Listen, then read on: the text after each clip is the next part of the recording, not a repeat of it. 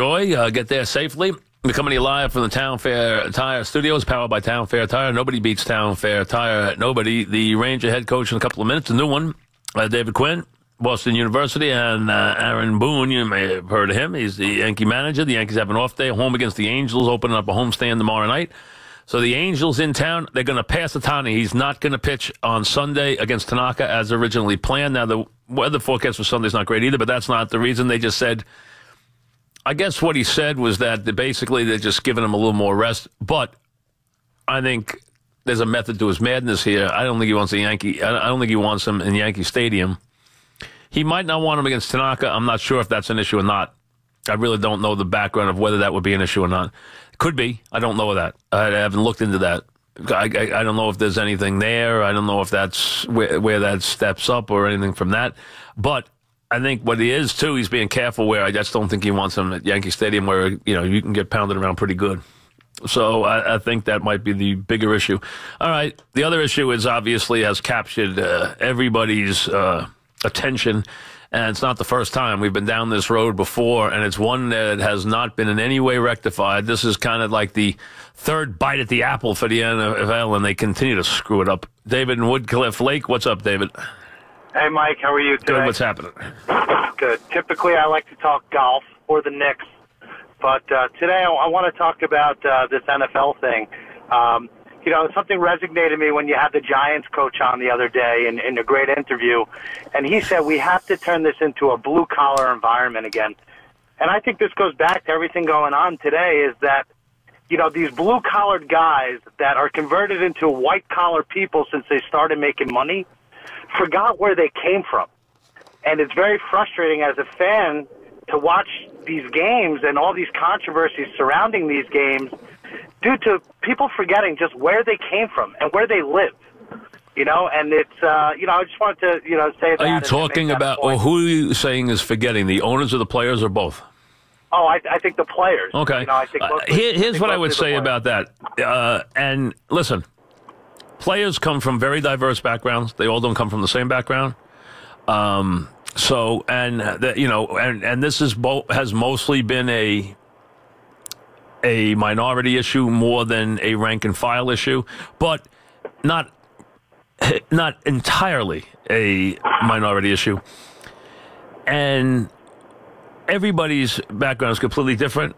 Not everybody's is the same. We know that. But one thing I would say is I think where the players do disconnect is they don't worry about what the fans' involvement is. They don't worry about the fans. They talk about how their relationship with the owner is and they are the game and all this stuff, but they don't worry about the fact that the reason you're getting paid so handsomely is because there are people who, for them, this is a big deal to put down X number of dollars, or the people who are in front of the set, or the people who buy the jerseys and buy the hats, and those people. And they're not all wealthy people. Like I said, they're everyday people, and they love the game, and they love the sport, and no one cares about them. The players don't worry about them, and I really believe you're right. There's a disconnect there. The players don't care about the fans. I really don't believe they do. I believe that with you. And I think they lose sight of that and forget that that is a big issue here. And the idea is that if you as a player are impacting your audience who pays your salary, you want to rethink that. There could be a different way and a different time and a different place for your protest. No one is saying you don't have a right to protest. That is never an issue. That is a way to make the argument you're trying to make. Oh, we're being suppressed. No one's suppressing anybody. Like I said, when was the last time they showed up on their dime and had a protest outside City Hall with 20 superstars there or 20 big players there saying, we want the cops to do this, or we want to have meetings, or we want to do this, or we want to shed light on this? I haven't seen that. Why isn't that done? No one's saying they can't protest. They have every right to protest. It's America. You have a right to free speech, but you don't have a right when you're getting paid and you're in the uniform. You don't have a right then to take over the game and take over the spotlight and then give everybody what you want to give them in terms of a dissertation or your views or this. That's not the time and the place for it. If I go to a concert and in the middle of the concert, I get a 15-minute speech. I don't want it. I go there. I put down my money to go to the concert. That is what I want to see. I want that person to entertain me. That's what the customer wants. There's a right time for that person to speak out. That's not the place. And who decides that? The person who's paying your salary. Then give the money back. There's an economic relationship here. Give the money back. If the players who knelt down said, I'm kneeling down, but here's what I'm doing before I kneel down. Here's my game check. Then I'd think more of their ability to kneel down. I haven't heard anybody do that. No one's saying they can't protest. They can protest. This is America. Anyone can protest. Anyone can have a view. Anyone can view it anytime they want. But not during the time that is allotted for the game. That's not the time and the place for it. And who says that? The customers are saying it. So then the owner is saying it. You're impacting my business, which is why I would say if I were an owner, here's how it's going to be. If you don't want to play, I understand. I completely understand. But I'm paying you, and I'm paying you a fortune.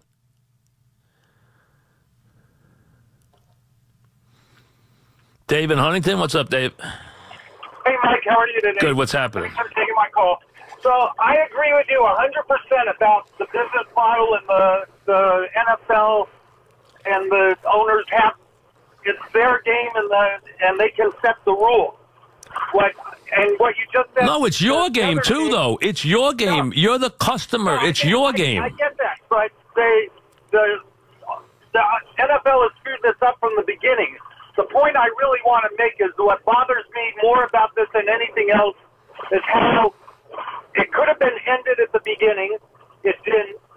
Then it got politicized, and what really bothers me is the phony outrage that a lot of people put on this flag business. When you once told me they don't sell beers and they don't sell hot dogs, but that's not true. They do sell beers and they do sell hot dogs, and people go to the bathroom in the national anthem, and 90% of these people who are going to tell you that they're so upset, I'll tell you, they don't stand for the national anthem. Listen, listen, I'm not telling you I know why each person who is offended is offended. That's an individual thing. And I'm not trying to tell you that the owners are doing this to protect patriotism. They're not doing it for that reason. They're doing it because it's bad for business. And that's the only reason they're doing it. So no one is in any way thinking anything else than that. That's the only problem the owners have with it. It is bad for business. Their customers have reacted adversely to it. But the idea that as a performer that you don't care about the person who is paying your salary, that's ridiculous. He goes away, you don't make that money. Tell me where you're going to produce that lifestyle that you've been afforded by your talent. You have a talent. You earned your way there. No one's disputing that. But you think that you can do that anywhere, anytime? Listen, go out there, start your own football league. See how easy it is to do. People have tried. It's not easy to do. And if you want, anyone who's making a big living playing football, and it's only for a short period of time, the last thing they should want to do is chase away the guys who pay their salary.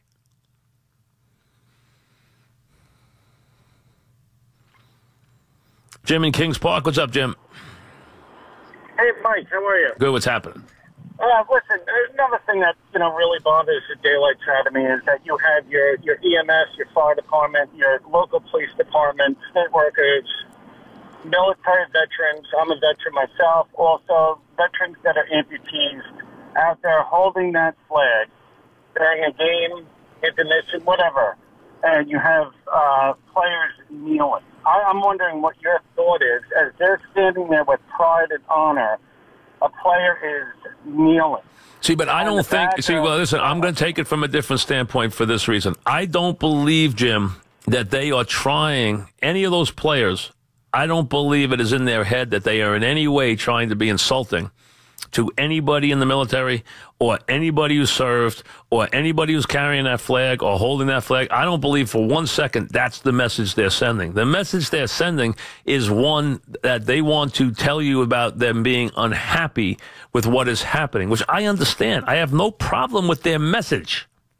I have a problem of their time and place for delivering the message. I have no problem with the message. None. What's the matter? Oh, okay. We've got time for the coach with. Okay, so we'll get back to that in a minute. Time flies when we've been doing this. So